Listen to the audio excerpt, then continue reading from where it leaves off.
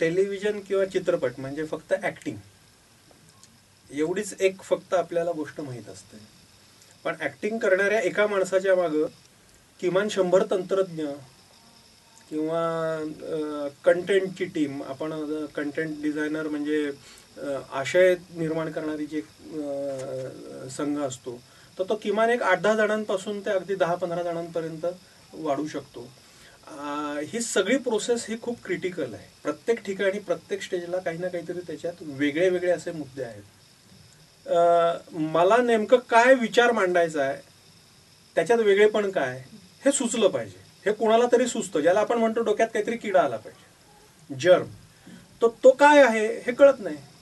मला काय नेमकं सांगायचं. मी जर का तुम्हाला सांगितलं की उद्याला तुम्हाला कुठली तरी ॲड करा, कशाची करू, किंवा मला एक चित्रपट काढायचा आहे, कुठल्या विषयावरती काढायचा आहे, तर विषय फार महत्त्वाचा आहे. तो मला निवडता आला पाहिजे. मग मला कुठला प्रश्न मांडायचा आहे, तो कशा पद्धतीने, म्हणजे किती नाट्यपूर्ण पद्धतीने मी मांडू शकतो, या सगळ्या गोष्टींचा विचार करता आला पाहिजे. आपण ज्याला असं म्हणू की कन्सेप्ट डेव्हलपमेंटमध्ये बेसिकली मला स्क्रिप्ट रायटिंग हे जमलं पाहिजे.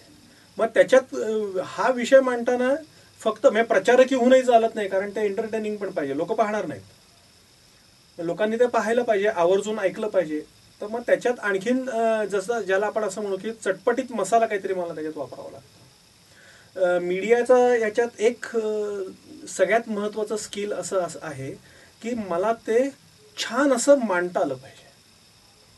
फक्त कन्सेप्ट चांगली असून उपयोग नाही, ती कशी मांडणार ह्याची पण एक कन्सेप्ट डेव्हलपमेंट करते. त्याला आम्ही असं म्हणतो की पहिल्यांदा अगदी मूळ कन्सेप्ट काय, मग त्या कन्सेप्टची डेव्हलपमेंट मी कशी करणार, मग त्याला ट्रीटमेंट कशी देणार. मग ती ट्रीटमेंट म्हणजे एक उदाहरणार्थ आपण असं घेऊया की एक साबणाची ॲड आहे, मग अशी म्हटलं तसं, तर ती ॲड करताना मला ती कशी मांडणार, मी त्याचा शॉट कसा घेणार, त्याचा अंतिम परिणाम कसा झाला पाहिजे, लोकांना काय वाटलं पाहिजे, या सगळ्याची उजळणी मी आधी करून घेतो आणि त्यानुसार मग ह्या सगळ्या गोष्टी तयार होत जातात. स्क्रीनवरती येताना कुणी काय करायचं, कसं करायचं, कुठले शब्द बोलायचे, हे सगळं स्क्रिप्टेड असतं. स्क्रिप्टेड म्हणजे लिहिलेलं असतं.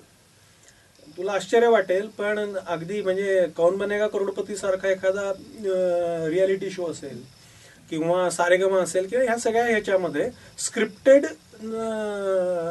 टीयर्स, म्हणजे आपण ज्याला ठरवलेले लिहिलेले अश्रू, आम्ही ठरवून रडवतो, आम्ही ठरवून हसतो, आम्ही ठरवून, असं सगळं स्क्रिप्टेड असतं.